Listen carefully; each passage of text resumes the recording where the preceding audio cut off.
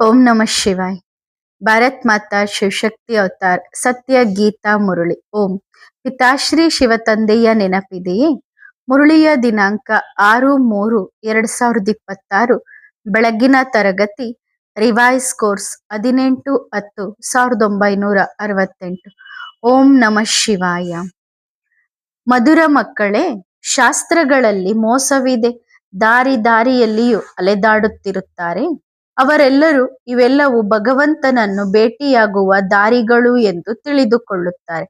ವೇದ ಶಾಸ್ತ್ರಗಳನ್ನು ಎಷ್ಟೇ ಓದಿದ್ದರೂ ಆದರೆ ಭಗವಂತನು ಯಾರಿಗೂ ಸಿಗುವುದಿಲ್ಲ. ಓಂ ನಮಃ ಶಿವಾಯ. ಓಂ ನಮಃ ಶಿವಾಯ. ಶಿವ ಬಾಬಾರವರ ನೆನಪಿನಲ್ಲಿ ಕುಳಿತಿದ್ದೀರಾ? ಮತ್ತು ಸ್ವರ್ಗದ ಬಾದಶಾಹಿಯ ನೆನಪಿದೆಯೇ? ಏಕೆಂದರೆ ಶಾಲೆಗೆ ಬಂದಾಗ ತಮ್ಮ ಗುರಿ, ಉದ್ದೇಶ ಮತ್ತು ಟೀಚರ್ನ ನೆನಪಿರುತ್ತದೆ. ಬರುವಂತ ಮಕ್ಕಳು ಸಹ ಇಲ್ಲಿ ಕುಳಿತು ತಂದೆಯನ್ನು ಎಷ್ಟು ನೆನಪು ಮಾಡುತ್ತಾರೋ ಅಷ್ಟು ವಿಕರ್ಮಗಳು ವಿನಾಶವಾಗುತ್ತವೆ ಮತ್ತು ಮಕ್ಕಳಿಗೆ ಖುಷಿಯಾಗುತ್ತದೆ. ಇದನ್ನು ಮಹಾಮಂತ್ರ ಎಂದು ಕರೆಯಲಾಗುತ್ತದೆ. ಇದನ್ನೇ ಮನ್ಮನಾಭವ ಮಧ್ಯಾಜೀಭವ ಎಂದು ಹೇಳಲಾಗುತ್ತದೆ. ಗೀತೆಯೇ ಆಗಿದೆ. ಡೈರೆಕ್ಟ್ ತಂದೆ ಬಂದು ಮಕ್ಕಳಿಗೆ ಓದಿಸುತ್ತಾರೆ. ಆದ್ದರಿಂದ ಮಕ್ಕಳನ್ನು ಪದ್ಮಾಪದಂ ಭಾಗ್ಯಶಾಲಿ, ಅದೃಷ್ಟಶಾಲಿ ನಕ್ಷತ್ರಗಳು ಎಂದು ಕರೆಯಲಾಗುತ್ತದೆ. ಮಕ್ಕಳ ಖುಷಿಯ ಪಾದರಸವು ಏರಿರುತ್ತದೆ. ಏಳುತ್ತಾ ಕೂರುತ್ತಾ ಎಲ್ಲೇ ಯಾವುದೇ ಕೆಲಸ ಮಾಡುತ್ತಿದ್ದರೂ ತಂದೆಯನ್ನು ನೆನಪು ಮಾಡಬಹುದು. ನೆನಪಿನಿಂದಲೇ ವಿಕರ್ಮಗಳು ವಿನಾಶವಾಗುತ್ತವೆ. ಸತೋಪ್ರಧಾನರಾಗಲು ಅವಶ್ಯವಾಗಿ ಪುರುಷಾರ್ಥ ಮಾಡಬೇಕಾಗುತ್ತದೆ. ಮನುಷ್ಯರು ಘೋರ ಅಂಧಕಾರದಲ್ಲಿದ್ದಾರೆ. ತಂದೆ ನಿಮಗೆ ತಿಳಿಸಿದ್ದಾರೆ, ಕಲ್ಪಕಲ್ಪವು ಹೀಗೆಯೇ ಆಗುತ್ತದೆ. ಈಗ ಏನೆಲ್ಲ ಚಟುವಟಿಕೆ ನಡೆಯುತ್ತದೆಯೋ ಅದು ಮತ್ತೆ ಕಲ್ಪದ ನಂತರ ನಡೆಯುತ್ತದೆ. ನಿಮ್ಮ ಸಂಗಮ ಯುಗದ ಸುಂದರ ಯಾತ್ರೆಯು ಏರುವ ಕಲೆಯದ್ದಾಗಿದೆ. ಅವರ ಯಾತ್ರೆಗಳು ಕೆಳಗೆ ಬೀಳುವಂತಹದ್ದಾಗಿದೆ. ಮಾಯೆಯು ವಿಘ್ನವನ್ನೂ ಸಹ ಈ ಯಾತ್ರೆಯಲ್ಲೇ ಹಾಕುತ್ತದೆ.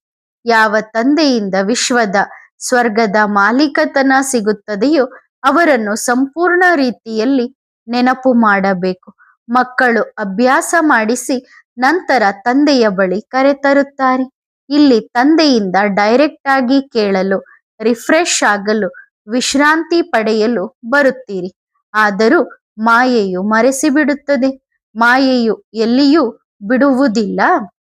ಬಹಳ ಮಾಡಿ ಹೊರಗಡೆ ಮಾಯೆ ಹೆಚ್ಚಾಗಿ ತೊಂದರೆ ಕೊಡುತ್ತದೆ. ಇಲ್ಲಿ ಕಡಿಮೆ ತೊಂದರೆ ಕೊಡುತ್ತದೆ. ಅಂದ್ರೆ ಬಾಬನ ಹತ್ರ ಸಂಘಟನೆಯಲ್ಲಿ ಇದ್ದಾಗ ಕಡಿಮೆ ತೊಂದರೆ ಕೊಡುತ್ತದೆ. ಸಾಹುಕಾರರಿಗೆ ಇಲ್ಲಿಯೇ ಸ್ವರ್ಗವಾಗಿದೆ. ಮ್ಯೂಸಿಯಂ ಮುಂತಾದವುಗಳಲ್ಲಿ ಎಷ್ಟೇ ದೊಡ್ಡ ದೊಡ್ಡ ಮನುಷ್ಯರು ಬಂದರೂ ಆದರೆ ಅವರ ಅದೃಷ್ಟದಲ್ಲಿ ಇಲ್ಲ. ಕೇವಲ ಅವರು ಅಭಿಪ್ರಾಯ ಕೊಡುತ್ತಾರೆ. ಇದು ಬಡವರಿಗೆ ಸಿಗಬೇಕು. ಇಂತಹ ಜ್ಞಾನ ಬಡವರಿಗೆ ಸಿಕ್ಕರೆ ಒಳ್ಳೆಯದು. ಬಡವರ ಮೇಲೆ ಅವರಿಗೆ ಕರುಣೆ ಬರುತ್ತದೆ. ತಂದೆಯೂ ಹೇಳುತ್ತಾರೆ, ಬಡವರೇ ಸಾಹುಕಾರರಾಗುತ್ತಾರೆ. ಭಾರತವು ಬಡ ಖಂಡವಾಗಿದೆ. ನಂತರ ಇವರನ್ನೇ ಸಾಹುಕಾರರನ್ನಾಗಿ ಮಾಡುತ್ತಾರೆ. ಭಾರತವೇ ಅವಿನಾಶಿ ಖಂಡವಾಗಿದೆ ಅಲ್ಲವೇ? ತಂದೆ ಅಬುವಿನಲ್ಲಿಯೇ ಬರುತ್ತಾರೆ. ಜನ್ಮವನ್ನು ಬೇರೆ ಎಲ್ಲೋ ಪಡೆಯುತ್ತಾರೆ. ನಂತರ ಇಲ್ಲಿ ನಿಮಗೆ ಜ್ಞಾನ ಸಿಗುತ್ತಿದೆ. ಇದರಿಂದಲೇ ಸರ್ವರ ಸದ್ಗತಿಯಾಗುತ್ತದೆ. ಅಂಬೆಯು ಇಲ್ಲಿದ್ದಾಳೆ. ಶಿವಬಾಬಾ ಕೂಡ ಇಲ್ಲಿಯೇ ಇದ್ದಾರೆ. ದಿಲ್ವಾಡ ಮಂದಿರವು ವಿಶೇಷವಾಗಿ ಈ ಸಮಯದ ನೆನಪಿನ ಚಿಹ್ನೆಯಾಗಿದೆ. ಮೇಲ್ಗಡೆ ಸ್ವರ್ಗವನ್ನು ತೋರಿಸಲಾಗಿದೆ. ಅಂದರೆ ದಿಲ್ವಾಡ ಮಂದಿರದಲ್ಲಿ ಕೆಳಗಡೆಗೆ ತಪಸ್ಸಿನ ಮೂರ್ತಿಗಳು, ಮೇಲ್ಗಡೆ ಸುಂದರವಾದ ಕೆತ್ತನೆಯನ್ನ ತೋರಿಸಲಾಗಿದೆ. ಅಂದರೆ ಸ್ವರ್ಗವನ್ನ ತೋರಿಸಲಾಗಿದೆ. ಈ ರೀತಿ ರೆಡಿ ಮಾಡಿದವರು ಭಕ್ತರಾಗಿದ್ದಾರಲ್ಲವೇ? ದೇವತೆಗಳನ್ನು ಮೇಲ್ಗಡೆ ತೋರಿಸಿದ್ದಾರೆ. ಕೆಳಗಡೆ ತಪಸ್ಸು ನಡೆಯುತ್ತಿದೆ. ಇಲ್ಲಿಯೂ ಸಹ ಬಹಳ ಒಳ್ಳೆಯ ಮ್ಯೂಸಿಯಂ ತೆರೆಯಬೇಕಾಗುತ್ತದೆ ಅಲ್ಲವೇ? ಈಗ ಸಮಯವಿದೆ. ಮಕ್ಕಳು ಮನಸ್ಸಿನಲ್ಲಿ ತಿಳಿದುಕೊಳ್ಳುತ್ತಿರಬಹುದು, ಮಾಯೆಯು ತಂದೆಯನ್ನು ಮರೆಸಿಬಿಡುತ್ತದೆ ಎಂದು. ಮಗುವು ನಮಗೆ ಮಾಯೆಯು ತಂದೆಯನ್ನು ನೆನಪು ಮಾಡಲು ಬಿಡುವುದಿಲ್ಲ ಎಂದು ಹೇಳುವುದನ್ನು ಎಂದಾದರೂ ಕೇಳಿದ್ದೀರಾ? ಅಂದರೆ ಲೌಕಿಕ ಮಕ್ಕಳು ಲೌಕಿಕ ತಂದೆಯನ್ನ ನೆನಪು ಮಾಡ್ಲಿಕ್ಕೆ ಮಾಯೆ ಬಿಡೋದಿಲ್ಲ ಅಂತ ಹೇಳೋದನ್ನ ಕೇಳಿದ್ದೀರಾ? ಇದು ಪುರುಷೋತ್ತಮ ಸಂಗಮ ಯುಗದಲ್ಲಿಯೇ ಮಾಯೆಯೊಂದಿಗೆ ನಿಮ್ಮ ಯುದ್ಧವಿದೆ. ಮಾಯೆಯೇ ಬೇರೆ, ಸಂಪತ್ತು ಬೇರೆ, ಅಂದ್ರೆ ಆಸ್ತಿ ಬೇರೆ, ಮಾಯೆ ಬೇರೆ. ಮಾಯೆ ಎಂದರೆ 5 ವಿಕಾರಗಳು. ಭಕ್ತಿ ಮಾರ್ಗದಲ್ಲಿ ಮಾಯೆಯ ಯುದ್ಧವಿರುವುದಿಲ್ಲ, ವಿಘ್ನಗಳು ಬರುವುದಿಲ್ಲ. ಇಲ್ಲಿ ಜ್ಞಾನ ಮಾರ್ಗದಲ್ಲಿ ಬಂದಾಗ ಯುದ್ಧದ ಪ್ರಶ್ನೆ ಏಕೆ ಹೇಳುತ್ತದೆ? ಮಕ್ಕಳು ಅನುಭವ ಮಾಡುತ್ತಾರೆ. ನಿಜಕ್ಕೂ ನಾವು ತಂದೆಯನ್ನು ನೆನಪು ಮಾಡುತ್ತೇವೆ. ಮಾಯೆಯು ಮರೆಸಿಬಿಡುತ್ತದೆ, ಕೆಲವೊಮ್ಮೆ ಸೋಲಿಸುತ್ತದೆ. ಎಲ್ಲಕ್ಕಿಂತ ಹೆಚ್ಚಾಗಿ ಸೋಲುವುದೆಂದರೆ ವಿಕಾರದಲ್ಲಿ ಹೋಗುವುದು. ಮಕ್ಕಳಿಗೆ ಗೊತ್ತಿದೆ, ಪಾವನ ಪ್ರಪಂಚವಿತ್ತು. ಕಲಿಯುಗವನ್ನು ಪತಿತ ಪ್ರಪಂಚವೆಂದು ಹೇಳಲಾಗುತ್ತದೆ. ಪತಿತ ಪಾವನ ಬನ್ನಿರಿ ಎಂದು ತಂದೆಗೆನೆ ಗಾಯನ ಮಾಡುತ್ತಾರೆ. ಆದರೆ ನಾವು ಪತಿತರಾಗಿದ್ದೇವೆ ಎಂಬ ಅನುಭವ ಅವರಿಗೆ ಆಗುವುದಿಲ್ಲ. ಸಾಧು ಸಂತರು ಮುಂತಾದವರೆಲ್ಲರೂ ಪತಿತರಾಗಿದ್ದಾರೆ, ಅದಕ್ಕೆ ಗಾಯನ ಮಾಡುತ್ತಾರೆ ಅಲ್ಲವೇ? ಗಂಗೆಯನ್ನು ಪತಿತ ಪಾವನಿ ಎಂದು ತಿಳಿದುಕೊಂಡು ಗಂಗಾ ನದಿಯಲ್ಲಿ ಸ್ನಾನ ಮಾಡಲು ಹೋಗುತ್ತಾರೆ. ಆದ್ದರಿಂದ ಇಂತಹ ಪಾಯಿಂಟ್ಸ್ಗಳನ್ನು ಧಾರಣೆ ಮಾಡಿಕೊಂಡು ತಿಳಿಸಬೇಕು. ಪತಿತ ಪಾವನರು ತಂದೆಯೇ ಆಗಿದ್ದಾರೆ. ನೀರು ಹೇಗೆ ಪಾವನವನ್ನಾಗಿ ಮಾಡುತ್ತದೆ? ನೀರು ಎಲ್ಲೆಡೆಯೂ ಇದೆ. ಇರುವುದಂತೂ ಮಳೆಯ ನೀರು. ಆ ಮಳೆಯ ನೀರು ಹೇಗೆ ಪಾವನವನ್ನಾಗಿ ಮಾಡುತ್ತದೆ? ಮಕ್ಕಳಿಗಾಗಿ ಸೇವೆಯಂತೂ ಬಹಳಷ್ಟಿದೆ. ಮಕ್ಕಳಿಗಾಗಿ ಸೇವೆಯಂತೂ ಬಹಳಷ್ಟಿದೆ, ಸಮಯವೂ ಬಹಳಷ್ಟಿದೆ. ಹೀಗೆ ಸೇವೆ ಮಾಡಿ ಅನೇಕರ ಕಲ್ಯಾಣ ಮಾಡಬಹುದು. ಪತಿತ ಪಾವನ ತಂದೆಯನ್ನೇ ಕರೆಯುತ್ತಾರೆ. ನದಿಯನ್ನು ಕರೆಯಲಾಗುತ್ತದೆಯೇ? ನೀವು ಮಕ್ಕಳು ಬಹಳ ಸೇವೆ ಮಾಡಬಹುದು. ಶಿವ ಬಾಬಾರವರಿಂದ ಬೇಹದ್ದಿನ ಆಸ್ತಿ ಸಿಗುತ್ತದೆ. ಭಕ್ತಿ ಮಾರ್ಗದಲ್ಲಿ ಎಂದಿಗೂ ಯಾರು ನೀವು ತಿಳಿಸುವಂತೆ ಶಿವ ಬಾಬಾರವರನ್ನು ನೆನಪು ಮಾಡಿದರೆ ಸ್ವರ್ಗದ ಆಸ್ತಿ ಸಿಗುತ್ತದೆ ಎಂದು ಅವರು ತಿಳಿಸಲು ಸಾಧ್ಯವಿಲ್ಲ. ಚಿತ್ರ ಅಂತೂ ನಿಮ್ಮ ಬಳಿ ಇದೆ. ರೈಲಿನಲ್ಲಿ ಎಲ್ಲರಿಗೂ ಬ್ಯಾಡ್ಜ್ ಇತ್ತೆ? ಇಂದು ಬಂದಿರುವ ಪಾರ್ಟಿಯ ಬಳಿ ಎಲ್ಲರಿಗೂ ಬ್ಯಾಡ್ಜ್ ಇತ್ತೆ? ಬ್ರಾಹ್ಮಣರು ಧರಿಸುವುದಿಲ್ಲವೆಂದರೆ ದೇಹಾಭಿಮಾನವಿದೆ ಎಂದು ತಿಳಿದುಕೊಳ್ಳಲಾಗುತ್ತದೆ. ಅಂದ್ರೆ ಬಾಬನ ಮಕ್ಕಳಾಗಿ ಬಾಬನ ಬ್ಯಾಡ್ಜ್ ಹಾಕೊಳ್ಳೋದಿಲ್ಲ ಅಂತಂದ್ರೆ ಬಾಬಾ ಹೇಳುತ್ತಿದ್ದರು ನಿಮಗೆ ದೇಹಾಭಿಮಾನ ಇದೆ. ಬ್ಯಾಡ್ಜ್ ಮೂಲಕ ಅನೇಕರ ಸೇವೆ ಮಾಡಬಹುದು. ನೀವು ಮಕ್ಕಳು ಬಹಳ ಕಲ್ಯಾಣಕಾರಿಯಾಗಿದ್ದೀರಿ. ಒಂದಲ್ಲ ಒಂದು ಸೂಚನೆಯನ್ನು ಕೊಡಬೇಕು, ತಂದೆಯ ಪರಿಚಯವನ್ನು ಕೊಡಬೇಕು. ಏಕೆಂದರೆ ನೀವು ಪೈಗಂಬರ್ ಮೆಸೆಂಜರ್ ಆಗಿದ್ದೀರಿ. ಆದ್ದರಿಂದ ಎಲ್ಲರಿಗೂ ಸಂದೇಶ ಕೊಡಬೇಕು.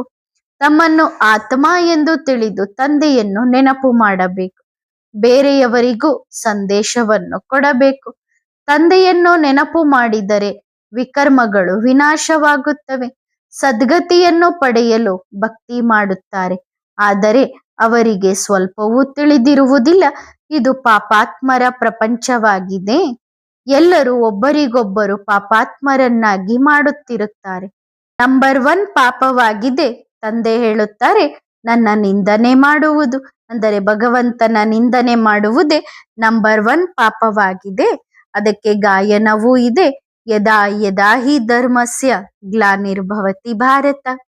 ತಂದೆ ಹೇಳುತ್ತಾರೆ, ಈಗ ಮನೆಗೆ ನಡೆಯಿರಿ. ಮನೆಗೆ ಹೋಗಲು ಎಷ್ಟೊಂದು ಪರಿಶ್ರಮ ಪಡುತ್ತೀರಿ. ಸನ್ಯಾಸಿಗಳಿಗೆ ಈ ವಿಷಯಗಳು ಗೊತ್ತಿಲ್ಲ. ತಂದೆ ಬಂದು ಹೇಳುತ್ತಾರೆ, ಮಕ್ಕಳೇ ಈಗ ಮನೆಗೆ ನಡೆಯಿರಿ, ಅಂದರೆ ಮನೆಗೆ ಹೋಗಬೇಕು. ತಂದೆ ಹೇಳುತ್ತಾರೆ, 84 ಜನ್ಮಗಳ ಚಕ್ರವನ್ನು ನೆನಪು ಮಾಡಿದರೆ ಚಕ್ರವರ್ತಿ ರಾಜರಾಗುತ್ತೀರಿ. ಮಕ್ಕಳಿಗೆ ತಿಳಿಸುವವರು ಬೇಹದ್ದಿನ ತಂದೆಯಾಗಿದ್ದಾರೆ. ಬೇರೆ ಯಾರೂ ತಿಳಿಸಲು ಸಾಧ್ಯವಿಲ್ಲ. ಮೇಲಿನ ಮೂಲವತನದಿಂದ ಹಿಡಿದು ಸೂಕ್ಷ್ಮವತನದ ಸಮಾಚಾರವನ್ನೂ ಸಹ ತಂದೆ ತಿಳಿಸುತ್ತಾರೆ. ಸೂಕ್ಷ್ಮವತನದಲ್ಲಿ ಏನೂ ಇಲ್ಲ ಎಂದು ತಿಳಿಸುತ್ತಾರೆ. ಕೇವಲ ಸಾಕ್ಷಾತ್ಕಾರವಾಗುತ್ತದೆ. ಬ್ರಹ್ಮ, ವಿಷ್ಣು, ಶಂಕರರು ಅಲ್ಲಿ ಸೂಕ್ಷ್ಮವತನದಲ್ಲಿ ಇರಲು ಸಾಧ್ಯವಿಲ್ಲ. ಅದು ಕೇವಲ ಸಾಕ್ಷಾತ್ಕಾರವಾಗಿದೆ. ಬ್ರಹ್ಮನ ಸಾಕ್ಷಾತ್ಕಾರವು ಅವ್ಯಕ್ತದ್ದಾಗುತ್ತದೆ. ವ್ಯಕ್ತದ್ದನ್ನೂ ಸಹ ತೋರಿಸಲಾಗುತ್ತದೆ. ವೃಕ್ಷದ ಕೊನೆಯಲ್ಲಿ ಬ್ರಹ್ಮ ನಿಂತಿದ್ದಾರೆ. ಆದರೆ ವೃಕ್ಷವು ಜಡ್ಜಡೀಭೂತವಾಗಿದೆ. ಮತ್ತು ನಂತರ ಬ್ರಹ್ಮದೇವತಾಯ ನಮಃ ಎಂದು ಹೇಳುತ್ತಾರೆ. ಯಾರು ತಮೋಪ್ರಧಾನರಾಗುತ್ತಾರೋ ಅವರೇ ಮತ್ತೆ ತಪಸ್ಸು ಮಾಡಿ ಸತೋಪ್ರಧಾನರಾಗುತ್ತಾರೆ. ಯಾವಾಗ ಫರಿಸ್ತಾ ಆಗುತ್ತಾರೋ ಆಗ ಮತ್ತೆ ಸೂಕ್ಷ್ಮವತನದಲ್ಲಿ ತೋರಿಸುತ್ತಾರೆ. ದೇವತೆಗಳು ಕೇವಲ ಸತ್ಯಯುಗದಲ್ಲಿರುತ್ತಾರೆ. ದೇವತಾ ಧರ್ಮ ಇರುವುದೇ ಸತ್ಯಯುಗದಲ್ಲಿ. ತಂದೆ ಕುಳಿತು ಮಕ್ಕಳಿಗೆ ತಿಳಿಸುತ್ತಾರೆ, ನೀವು ಮಕ್ಕಳು ಭಕ್ತಿ ಮಾರ್ಗದಿಂದ ಹೊರಬಂದಿದ್ದೀರಿ. ಬ್ರಹ್ಮನ ಅಥವಾ ಬ್ರಾಹ್ಮಣರ ರಾತ್ರಿ ಇದೆ, ನಂತರ ಬ್ರಾಹ್ಮಣರ ಹಗಲು ಎಂದು ಹೇಳುವುದಿಲ್ಲ. ಮತ್ತೆ ಅದೇ ಬ್ರಾಹ್ಮಣರು ದೇವತೆಯಾಗಿ ಹಗಲಿನಲ್ಲಿ ಹೋಗುತ್ತಾರೆ. ತಂದೆ ರಾತ್ರಿಯಲ್ಲಿ ಬರುತ್ತಾರೆ. ಭಕ್ತಿಯ ರಾತ್ರಿ, ಜ್ಞಾನದ ಹಗಲು. ಜ್ಞಾನದಿಂದ ಹಗಲು. ಜ್ಞಾನ ಸೂರ್ಯ ಪ್ರಕಟವಾದಾಗ ಅಜ್ಞಾನದ ಅಂಧಕಾರ ವಿನಾಶವಾಗುತ್ತದೆ. ಭಕ್ತಿಯಲ್ಲಿ ಅಜ್ಞಾನವಿದೆ, ಆದ್ದರಿಂದ ತಂದೆ ಬಂದು ಸದ್ಗತಿ ಮಾಡುತ್ತಾರೆ. ಇದು ಹಗಲು ಮತ್ತು ರಾತ್ರಿಯ ಆಟವಾಗಿದೆ. ಸತ್ಯಯುಗದಲ್ಲಿ ಒಂದೇ ಭಾಷೆ ಇರುತ್ತದೆ. ಈಗ ಎಷ್ಟೊಂದು ಅನೇಕ ಭಾಷೆಗಳಿವೆ. ನಾವು ಪರಕೀಯರ ರಾಜ್ಯದಲ್ಲಿದ್ದೇವೆ ಎಂದು ಮಕ್ಕಳು ತಿಳಿದುಕೊಳ್ಳಬೇಕು. ಅಂದರೆ ರಾವಣನ ರಾಜ್ಯದಲ್ಲಿದ್ದೇವೆ ಎಂದು ನೀವು ಮಕ್ಕಳು ತಿಳಿದುಕೊಳ್ಳಬೇಕು. ನಾವು ನಮ್ಮ ರಾಜ್ಯವನ್ನು ಕಳೆದುಕೊಂಡೆವು. ನಮ್ಮ ರಾಜ್ಯದಲ್ಲಿ ಒಂದೇ ಭಾಷೆ, ಒಂದೇ ಧರ್ಮವಿತ್ತು. ನಾವು ಮತ್ತೆ ನಮ್ಮ ರಾಜ್ಯವನ್ನು ಸ್ಥಾಪನೆ ಮಾಡುತ್ತಿದ್ದೇವೆ ಎಂದು ಮಕ್ಕಳಿಗೆ ಚೆನ್ನಾಗಿ ಗೊತ್ತಿದೆ. ಕಲ್ಪಕಲ್ಪವೂ ಮಾಡುತ್ತೇವೆ. ನೀವು ಮಕ್ಕಳು ಶ್ರೀಮತದಂತೆ ಸುಖಧಾಮವನ್ನು ಸ್ಥಾಪನೆ ಮಾಡುತ್ತಿದ್ದೀರಿ. ದುಃಖಹರ್ತ ಸುಖಕರ್ತ, ಇದು ತಂದೆಯ ಮಹಿಮೆಯಾಗಿದೆ. ದುಃಖ ಕಲಿಯುಗದಲ್ಲಿ, ಸುಖ ಸತ್ಯಯುಗದಲ್ಲಿ ಇರುತ್ತದೆ. ಈಗ ಪುರುಷೋತ್ತಮ ಸಂಗಮ ಯುಗವಾಗಿದೆ. ಇದೇ ಗೀತೆಯಾಗಿದೆ. ಗಾಯನವೂ ಇದೆ. ನಾನು ಕಲ್ಪದ ಪುರುಷೋತ್ತಮ ಸಂಗಮ ಯುಗದಲ್ಲಿ ಬರುತ್ತೇನೆ. ಯುಗ ಯುಗದಲ್ಲಿ ಅಲ್ಲ, ಪುರುಷೋತ್ತಮ ಸಂಗಮ ಯುಗದಲ್ಲಿ ಬರುತ್ತೇನೆ. ಇದು ಬೇಹದ್ದಿನ ಪಾಠಶಾಲೆಯಾಗಿದೆ.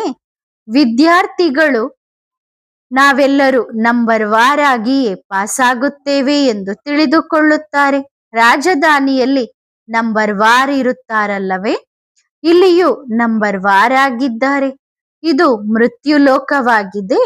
ನೀವು ಅಮರಲೋಕಕ್ಕೆ ಹೋಗಲು ಪುರುಷಾರ್ಥ ಮಾಡುತ್ತಿದ್ದೀರಿ. ನೀವೆಲ್ಲರೂ ವಧುಗಳಾಗಿದ್ದೀರಿ. ತಂದೆ ವರ ಆಗಿದ್ದಾರೆ. ತಂದೆ ನೀವೆಲ್ಲ ಮಕ್ಕಳನ್ನು ಶೃಂಗಾರ ಮಾಡಿ ಅಲಂಕರಿಸಿ ಎಲ್ಲಿಂದ ಎಲ್ಲಿಗೋ ಕರೆದುಕೊಂಡು ಹೋಗುತ್ತಾರೆ. ಅಂದರೆ ನರಕದಿಂದ ಸ್ವರ್ಗಕ್ಕೆ ಕರೆದುಕೊಂಡು ಹೋಗುತ್ತಾರೆ. ವಿಷ್ಣುಪುರಿಯು ಅತ್ತೆ ಮನೆಯಾಗಿದೆ. ಇದು ತವರು ಮನೆಯಾಗಿದೆ. ಸತ್ಯಯುಗದಲ್ಲಿ ಒಬ್ಬ ತಂದೆ ಇರುತ್ತಾರೆ.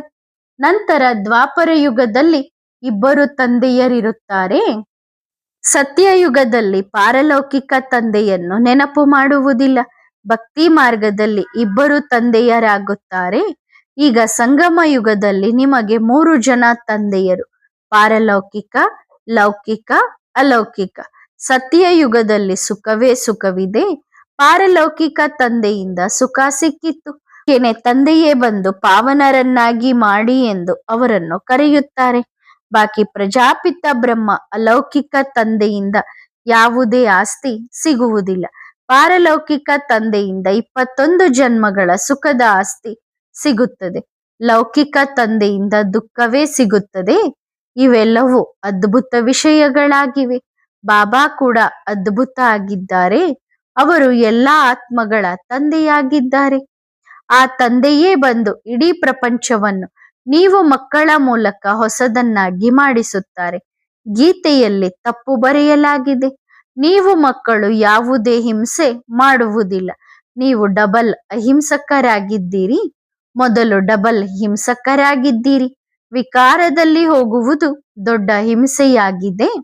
ಇದರಿಂದ ಜನ್ಮ ಜನ್ಮಾಂತರ ದುಃಖವಾಗುತ್ತದೆ. ಇವೆಲ್ಲವನ್ನು ಈಗ ನೀವು ಮಕ್ಕಳು ತಿಳಿದುಕೊಳ್ಳುತ್ತೀರಿ. ಭಕ್ತಿ ಮಾರ್ಗದಿಂದ ಯಾರೂ ಸದ್ಗತಿಯನ್ನು ಪಡೆಯಲು ಸಾಧ್ಯವಿಲ್ಲ ಎಂದು ತಂದೆ ತಿಳಿಸುತ್ತಾರೆ. ಅದರಿಂದ ಕೆಳಗೆ ಬೀಳುತ್ತಾರೆ. ಅಂಧಶ್ರದ್ಧೆಯ ಭಕ್ತಿ ಮಾರ್ಗವು ದುರ್ಗತಿಯ ಮಾರ್ಗವಾಗಿದೆ. ನೀವು ಯಾರಿಗಾದರೂ ಹೇಳಿದರೆ ಅವರು ಕೋಪಗೊಳ್ಳುತ್ತಾರೆ.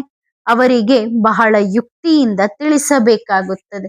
ಇಲ್ಲದಿದ್ದರೆ ನಿಮ್ಮನ್ನು ನಾಸ್ತಿಕರೆಂದು ತಿಳಿದುಕೊಳ್ಳುತ್ತಾರೆ, ಹುಚ್ಚರು ಎಂದು ತಿಳಿದುಕೊಳ್ಳುತ್ತಾರೆ. ನೀವು ಅವರನ್ನೇ ಡಬಲ್ ಹುಚ್ಚರು ಎಂದು ತಿಳಿದುಕೊಳ್ಳುತ್ತೀರಿ. ಇವು ಅರ್ಥ ಮಾಡಿಕೊಳ್ಳುವ ವಿಷಯಗಳಾಗಿವೆ ಅಲ್ಲವೇ? ಮಾಯಾ ರಾವಣನ ಪ್ರಭಾವವು ಎಷ್ಟಿದೆ ನೋಡಿ. ಎಷ್ಟೊಂದು ದೊಡ್ಡ ದೊಡ್ಡ ಅರಮನೆಗಳು ಇತ್ಯಾದಿಗಳಿವೆ.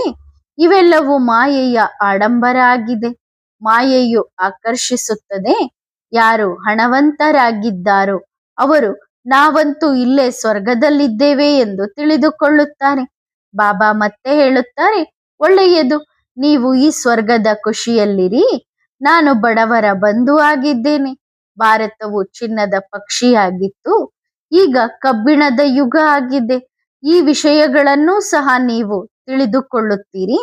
ಮನುಷ್ಯರು ಲಕ್ಷಾಂತರ ವರ್ಷಗಳೆಂದು ಹೇಳುತ್ತಾರೆ. ಘೋರ ಅಂಧಕಾರದಲ್ಲಿದ್ದಾರಲ್ಲವೇ? ಆದ್ದರಿಂದ ಜ್ಞಾನ ಸೂರ್ಯ ಪ್ರಕಟವಾದಾಗ ಅಜ್ಞಾನದ ಅಂಧಕಾರ ವಿನಾಶ ಎಂದು ಗಾಯನ ಮಾಡಲಾಗುತ್ತದೆ. ನೀವು ಮಕ್ಕಳು ತಮ್ಮ ಹಗಲನ್ನು ಸ್ಥಾಪನೆ ಮಾಡುತ್ತಿದ್ದೀರಿ.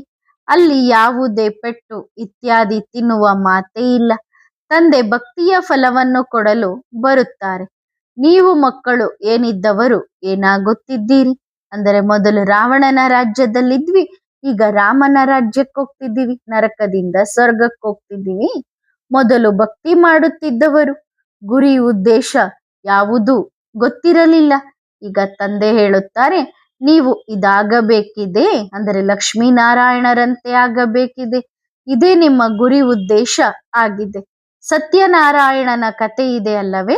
ಎಲ್ಲರೂ ನರನಿಂದ ನಾರಾಯಣರಾಗಲು ಸಾಧ್ಯವಿಲ್ಲ. ಭಕ್ತಿ ಮಾರ್ಗದ ವಿಷಯಗಳೇ ಬೇರೆಯಾಗಿವೆ. ಅದು ರಾತ್ರಿಯಾಗಿದೆ, ಇದು ಹಗಲಿನಲ್ಲಿ ಹೋಗುವ ಜ್ಞಾನವಾಗಿದೆ. ಆ ಸತ್ಯನಾರಾಯಣನ ಕತೆ ಅಥವಾ ಗೀತೆಯನ್ನು ಕೇಳುತ್ತಾ ಕೆಳಗೆ ಬೀಳುತ್ತಾ ಬಂದಿದ್ದೀರಿ. ಪ್ರಭಾವ ಎಷ್ಟಿದೆ ಎಂದರೆ, ಸಾವಿರಾರು ಮನುಷ್ಯರು ಕೇಳಲು ಹೋಗುತ್ತಾರೆ. ಅವರು ಅರ್ಥವನ್ನು ಕುಳಿತು ಬಹಳ ರಸವತ್ತಾಗಿ ತಿಳಿಸುತ್ತಾರೆ. ಆದ್ದರಿಂದ ಬಹಳಷ್ಟು ಜನರು ಹೋಗುತ್ತಾರೆ. ಗೀತಾ ಪಾಠಿಗಳು ಬಹಳಷ್ಟು ಜನರಿರುತ್ತಾರೆ. ಯಾರು ಗೀತೆಯನ್ನು ಓದಿರುತ್ತಾರೋ, ಈಗ ತಂದೆಯಿಂದ ಡೈರೆಕ್ಟ್ ಆಗಿ ರಾಜಯೋಗವನ್ನು ಕಲಿಯುತ್ತಿದ್ದೀರಿ. ಅದು ಭಕ್ತಿ ಮಾರ್ಗಕ್ಕಾಗಿ ಮನುಷ್ಯರು ಮಾಡಿರುವ ಗೀತೆಯಾಗಿದೆ. ತಂದೆ ಯಾವುದೇ ಶಾಸ್ತ್ರಗಳನ್ನು ಓದುವುದಿಲ್ಲ. ಶಿವಬಾಬಾ ಶಾಸ್ತ್ರಗಳನ್ನು ಓದುತ್ತಾರೆಯೇ? ದಾದಾ ಓದುತ್ತಾರೆಯೇ? ಮೊದಲು ಬಹಳ ಓದುತ್ತಿದ್ದರು. ದಾದಾ ಕೇಳಿಯೂ ಇದ್ದಾರೆ, ಅನೇಕರಿಗೆ ತಿಳಿಸಿಯೂ ಇದ್ದಾರೆ. ಆದರೆ ಈಗ ತಿಳಿದುಕೊಳ್ಳುತ್ತಾರೆ ಅದೆಲ್ಲವೂ ಸುಳ್ಳೇ ಸುಳ್ಳಾಗಿತ್ತು. ಈಗ ಸುಳ್ಳಿನ ಖಂಡವನ್ನು ನೀವು ಶ್ರೀಮತದಂತೆ ನಡೆದು ಸತ್ಯಖಂಡ ಅಥವಾ ಸ್ವರ್ಗವನ್ನಾಗಿ ಮಾಡುತ್ತಿದ್ದೀರಿ. ಯಾರು ಎಷ್ಟು ಪುರುಷಾರ್ಥ ಮಾಡುತ್ತಾರೋ ನೀವೇ ಆ ಪದವಿಯನ್ನು ಪಡೆಯುತ್ತೀರಿ. ಯಾರು ಎಷ್ಟು ನೆನಪಿನಲ್ಲಿರುತ್ತಾರೋ, ಚಕ್ರವನ್ನು ತಿರುಗಿಸುತ್ತಾರೋ ಅವರೇ ಸ್ವರ್ಗದ ಮಾಲೀಕರಾಗುತ್ತಾರೆ. ನಾನಂತೂ ಓದಿಸಲು ಬಂದಿದ್ದೇನೆ. ಬಾಬಾ ಓದಿಸಿ ಹೊಸ ಪ್ರಪಂಚಕ್ಕೆ ಕರೆದುಕೊಂಡು ಹೋಗುತ್ತಾರೆ ಎಂದು ನಿಮಗೆ ಗೊತ್ತಿದೆ. ಹಾಗಾದರೆ ತಂದೆ ಸದ್ಗುರುವಾದರಲ್ಲವೇ? ಆದರೆ ಮಾಯೆಯು ಗಳಿಗೆ ಗಳಿಗೆಗೂ ಮರೆಸಿಬಿಡುತ್ತದೆ. ಇದು ಯುದ್ಧವಾಗಿದೆ. ಆಗ ತಂದೆ ಹೇಳುತ್ತಾರೆ, ಹೆದರಬೇಡಿ, ಕೊನೆಯವರೆಗೂ ಬಿರುಗಾಳಿಗಳು ಬರುತ್ತವೆ. ಒಂದು ಸಂಕಲ್ಪ ವಿಕಲ್ಪಗಳಾಗುತ್ತವೆ, ಇನ್ನೊಂದು ಒಳ್ಳೆಯದ್ದಾಗಿರುತ್ತದೆ. ವಿಕಲ್ಪ ಬಂದರೆ ಕರ್ಮೇಂದ್ರಿಯಗಳಿಂದ ಏನನ್ನೂ ಮಾಡಬೇಡಿ. ಒಳ್ಳೆಯ ಸಂಕಲ್ಪ ಬಲೆ ಬರಲಿ. ಬಿರುಗಾಳಿಗಳು ಬಹಳಷ್ಟು ಬರುತ್ತವೆ. ಹೇಗೆ ವೈದ್ಯರು ಔಷಧಿ ಕೊಟ್ಟಾಗ ಕಾಯಿಲೆ ಹೆಚ್ಚಾಗುತ್ತದೆ, ಉಲ್ಬಣಿಸುತ್ತದೆ ಎಂದು ಹೇಳುತ್ತಾರೆ, ನೀವು ಹೆದರಬಾರದು ಎಂದು ಸಹ ಹೇಳುತ್ತಾರೆ. ಮತ್ತೆ ಕೆಲವರು ಅಂತಹ ಔಷಧಿಗಳನ್ನು ತೆಗೆದುಕೊಳ್ಳುವುದನ್ನೇ ಬಿಡುತ್ತಾರೆ. ಹಾಗೆ ಇಲ್ಲಿಯೂ ಬಾಬಾ ಹೇಳುತ್ತಾರೆ, ನನ್ನ ಮಕ್ಕಳಾದ ನಂತರ ಎಷ್ಟೊಂದು ಬಿರುಗಾಳಿಗಳು ಬರುತ್ತವೆ, ಅದು ಎಂದೂ ಬಂದಿರಲಿಲ್ಲ. ಜ್ಞಾನದಲ್ಲಿ ಬಂದ ನಂತರ ಮಾಯೆಯು ಬಹಳ ಬಿರುಗಾಳಿಗಳನ್ನು ತರುತ್ತದೆ. ಹೌದು, ಇದರಲ್ಲಿ ಹೆದರಬಾರದು. ಮಹಾವೀರರಾಗಿರಿ. ನೀವು ಮಕ್ಕಳೇ ಮಹಾವೀರರಾಗಿದ್ದೀರಿ. ಎಷ್ಟೇ ಬಿರುಗಾಳಿಗಳು ಬಂದರೂ ಅಚಲ ಅಡೋಲ ಅಖಂಡವಾಗಿರಬೇಕು. ನಾವು ಅಖಂಡ ರಾಜ್ಯವನ್ನು ಸ್ಥಾಪನೆ ಮಾಡುತ್ತಿದ್ದೇವೆ ಎಂಬ ಖುಷಿಯು ಈಗಿದೆ. ಯಾರು ಕೈಕಾಲುಗಳನ್ನು ಆಡಿಸುವುದಿಲ್ಲ, ಯುದ್ಧದ ಮಾತೇ ಇಲ್ಲ, ಕೇವಲ ತಮ್ಮ ಮಧುರ ತಂದೆಯನ್ನು ನೆನಪು ಮಾಡಬೇಕು. ಯಾರು ನಾವು ಆತ್ಮಗಳಿಗೆ ಓದಿಸುತ್ತಾರೋ ಆ ತಂದೆಯನ್ನು ನೆನಪು ಮಾಡಬೇಕು. ಇಲ್ಲಿ ಕುಳಿತಿದ್ದರೂ ತಮ್ಮನ್ನು ಆತ್ಮ ಎಂದು ತಿಳಿದುಕೊಳ್ಳಿ. ತಂದೆ ಎಷ್ಟೊಂದು ತಿಳಿಸುತ್ತಾರೆ, ಅದನ್ನು ಎಂದೂ ಯಾರೂ ತಿಳಿಸಲು ಸಾಧ್ಯವಿಲ್ಲ. ಆತ್ಮವು ಎಷ್ಟೊಂದು ಚಿಕ್ಕದಾಗಿದೆ, ಸಾಕ್ಷಾತ್ಕಾರವಾಗುತ್ತದೆ, ಅದು ಸಹ ಪುರುಷಾರ್ಥ ಮಾಡಿಸುವುದಕ್ಕಾಗಿ. ಸಾಕ್ಷಾತ್ಕಾರದಿಂದ ಯಾರೂ ನಂಬರ್ 1 ಆಗುವುದಿಲ್ಲ. ನಮ್ಮಲ್ಲಿ ಚಿಕ್ಕ ಆತ್ಮವಿದೆ, ಅದರಲ್ಲಿ ಪಾತ್ರ ತುಂಬಿದೆ ಎಂಬ ತಿಳುವಳಿಕೆ ಇದೆ. ಡ್ರಾಮಾದಲ್ಲಿ ಬಹಳಷ್ಟು ಪಾತ್ರಧಾರಿಗಳು ಇದ್ದಾರೆ, ಎಲ್ಲರಿಗೂ ಪಾತ್ರ ಸಿಕ್ಕಿದೆ, ಎಲ್ಲರೂ ಪಾತ್ರಧಾರಿಗಳು ಆಗಿದ್ದಾರೆ. ಎಲ್ಲ ಆತ್ಮರಿಗೂ ಅನಾದಿಯಾಗಿ ಪಾತ್ರ ಸಿಕ್ಕಿದೆ. ಶಾಸ್ತ್ರಗಳಲ್ಲಿ ಈ ವಿಷಯಗಳಿಲ್ಲ. ಶಾಸ್ತ್ರಗಳಲ್ಲಿ ಮೋಸವಿದೆ. ದಾರಿ ದಾರಿಯಲ್ಲಿ ಅಲೆದಾಡುತ್ತಾರೆ. ವೇದ ಶಾಸ್ತ್ರಗಳನ್ನು ಎಷ್ಟೇ ಓದಿದ್ದರೂ ಆದರೆ ಭಗವಂತನು ಯಾರಿಗೂ ಸಿಗುವುದಿಲ್ಲ. ಅವರೆಲ್ಲರೂ ಇವೆಲ್ಲವೂ ಭಗವಂತನನ್ನು ಭೇಟಿಯಾಗುವ ದಾರಿಗಳು ಎಂದು ತಿಳಿದುಕೊಳ್ಳುತ್ತಾರೆ. ತಂದೆ ತಿಳಿಸುತ್ತಾರೆ, ಇವೆಲ್ಲವೂ ಭಕ್ತಿ ಮಾರ್ಗದಲ್ಲಿ ಅನೇಕ ಉಪಾಯಗಳನ್ನು ಹೇಳುತ್ತಾರೆ. ತಂದೆ ಹೇಳುತ್ತಾರೆ, ಉಪಾಯ ಅಂತೂ ಒಂದೇ ಆಗಿದೆ, ಜ್ಞಾನ, ಭಕ್ತಿ, ವೈರಾಗ್ಯ. ಈಗ ನೀವು ಸಂಗಮ ಯುಗದಲ್ಲಿದ್ದೀರಿ. ಆ ಕಡೆ ಎಷ್ಟೊಂದು ಕಡಿಮೆ ಮನುಷ್ಯರಿರುತ್ತಾರೆ. ಬಾಕಿ ಎಲ್ಲ ಆತ್ಮರು ಶಾಂತಿಧಾಮಕ್ಕೆ ಹೋಗುತ್ತಾರೆ. ನೀವು ವಾಯ ಶಾಂತಿಧಾಮ, ನಂತರ ಸುಖಧಾಮಕ್ಕೆ ಹೋಗುತ್ತೀರಿ. ನೀವು ಮಕ್ಕಳಿಗೆ ಈಗ ಜ್ಞಾನ ಸಿಕ್ಕಿದೆ. ಇವರು ಯಾರು? ಇವರು ಯಾರು? ನೀವು ಇಡೀ ವಿಶ್ವದಲ್ಲಿ ಶಾಂತಿಯನ್ನು ಸ್ಥಾಪನೆ ಮಾಡುತ್ತೀರಿ. ಆದ್ದರಿಂದ ನಿಮಗೆ ಈ ಲಕ್ಷ್ಮೀನಾರಾಯಣರ ಬಹುಮಾನ ಸಿಗುತ್ತದೆ. ನೀವು ಇದಾಗುತ್ತೀರಲ್ಲವೇ? ತಂದೆ ತಿಳಿಸಿದ್ದಾರೆ, ಕೊನೆಯಲ್ಲಿ ಸನ್ಯಾಸಿಗಳು ಮುಂತಾದವರ ಮೇಲೆ ವಿಜಯವನ್ನು ಪಡೆಯುತ್ತೀರಿ. ಈಗ ಅವರ ಹಿಂದೆ ಬೀಳುವ ಪ್ರಯತ್ನವನ್ನು ಮಾಡಬೇಡಿ. ಅವರ ಅನುಯಾಯಿಗಳು ಎಲ್ಲರೂ ಇವರಿಗೆ ಜಾದೂ ಆಗಿದೆ ಎಂದು ಹೇಳುತ್ತಾರೆ. ಅವರು ಜಾಗೃತರಾಗಿ ಬರುವ ಸಮಯ ಇದಲ್ಲ. ನಿಮ್ಮ ರಾಜಧಾನಿಯು ನಿಧಾನವಾಗಿ ರೆಡಿಯಾಗುತ್ತದೆ. ಅನೇಕ ಬಾರಿ ನೀವು ರಾಜ್ಯ ಮಾಡಿದ್ದೀರಿ ಮತ್ತು ಮತ್ತೆ ಆ ರಾಜ್ಯವನ್ನು ಕಳೆದುಕೊಂಡಿದ್ದೀರಿ. ಹೇಗೆ ರಾಜಧಾನಿಯನ್ನು ಪಡೆದುಕೊಂಡಿದ್ದೀರಿ ಎನ್ನುವುದನ್ನು ಸಹ ತಿಳಿದುಕೊಳ್ಳುತ್ತೀರಿ. ದಿನ ಪ್ರತಿದಿನ ಸೇರ್ಪಡೆ ಆಗುತ್ತಾ ಹೋಗುತ್ತಾರೆ. ಅಂದ್ರೆ ಹೊಸ ಮಕ್ಕಳು ಬರ್ತಾರೆ. ಆದರೆ ಮಾಯೆಯು ಬಿರುಗಾಳಿಯನ್ನು ತರುತ್ತದೆ. ಆಗ ಸೋಸಲ್ಪಡುತ್ತಾರೆ. ಸಂಘ ದೋಷವು ಕೆಳಗೆ ಬೀಳಿಸುತ್ತದೆ. ನೀವು ಮಕ್ಕಳು ಇಲ್ಲಿಗೆ ಬರುತ್ತೀರಿ. ತಂದೆ, ಟೀಚರ್, ಗುರುವಿನ ಬಳಿ ಸಮ್ಮುಖದಲ್ಲಿ ಬಂದು ರಿಫ್ರೆಶ್ ಆಗಿ ಹೋಗಬೇಕು ಎಂದು ಬರುತ್ತೀರಿ. ಬಾಬನಿಗೆ ಅಂಟಿಕೊಂಡು ಕುಳಿತುಕೊಳ್ಳಬೇಕು ಎಂದು ಮನಸ್ಸಾಗುತ್ತದೆ. ಆದರೆ ಆ ರೀತಿ ಆಗುವುದಿಲ್ಲ. ಅದು ಮತ್ತೆ ಸನ್ಯಾಸವಾಗುತ್ತದೆ. ಗೃಹಸ್ಥ ವ್ಯವಹಾರದಲ್ಲಿ ಕಮಲ ಪುಷ್ಪ ಸಮಾನ ಪವಿತ್ರವಾಗಿರಬೇಕು. ತಮ್ಮನ್ನು ಆತ್ಮ ಎಂದು ತಿಳಿದು ತಂದೆಯನ್ನು ನೆನಪು ಮಾಡಬೇಕು. ಹಳೆಯ ಪ್ರಪಂಚವನ್ನು ಮರೆತು ಬಿಡಬೇಕು. ಬುದ್ಧಿಯಿಂದ ಮರೆಯಬೇಕು. ಒಳ್ಳೆಯದು. ಮಕ್ಕಳಿಗೆ ಬಾಪ್ ದಾದಾರವರ ನೆನಪು, ಪ್ರೀತಿ, ಗುಡ್ ಮಾರ್ನಿಂಗ್ ಮತ್ತು ನಮಸ್ತೆ. ಆತ್ಮಿಕ ಮಕ್ಕಳು ಆತ್ಮಿಕ ತಂದೆಗೆ ಮಾಡುವ ನೆನಪು, ಪ್ರೀತಿ ಮತ್ತು ನಮಸ್ತೆ ನಮಸ್ತೆ ನಮಸ್ತೆ. ಧನ್ಯವಾದ ಬಾಬಾ. ಶುಕ್ರಿಯ. ವರದಾನ: ಸದಾ ಸಾತಿ ಭವ. ನೀವು ಮಕ್ಕಳು ತಂದೆಯನ್ನು ಸಂಗಾತಿಯನ್ನಾಗಿ ಮಾಡಿಕೊಂಡಿದ್ದೀರಿ. ನಿಮ್ಮೊಂದಿಗೆ ಆಟ ಆಡುತ್ತೇನೆ, ನಿಮ್ಮೊಂದಿಗೆ ಊಟ ಮಾಡುತ್ತೇನೆ. ಈ ಚಿತ್ರವನ್ನು ಸಖನ ರೂಪದಲ್ಲಿ ನೋಡಿದ್ದೀರಿ. ಸಖ ಎಂದರೆ ಜೊತೆಗಾರ. ಆದ್ದರಿಂದ ಎಂದಿಗೂ ಒಂಟಿತನದ ಸಂಕಲ್ಪ ಮಾಡಬಾರದು. ಸಂಗಾತಿಯನ್ನು ಸದಾ ಜೊತೆಯಲ್ಲಿಟ್ಟುಕೊಂಡರೆ ಸದಾ ಖುಷಿಯಾಗಿರುತ್ತೀರಿ ಮತ್ತು ಖುಷಿಯಿಂದ ಕುಣಿಯುತ್ತಿರುತ್ತೀರಿ. ಒಂಟಿ ಎಂದು ತಿಳಿದುಕೊಂಡರೆ ಮಾಯೆ ಬರುತ್ತದೆ. ತಂದೆ ಜೊತೆಯಲ್ಲಿದ್ದಾರೆ ಎಂದರೆ ಮಾಯೆ ಓಡಿ ಹೋಗುತ್ತದೆ. ಒಳ್ಳೆಯದು. ಓಂ ನಮಃ ಶಿವಾಯ.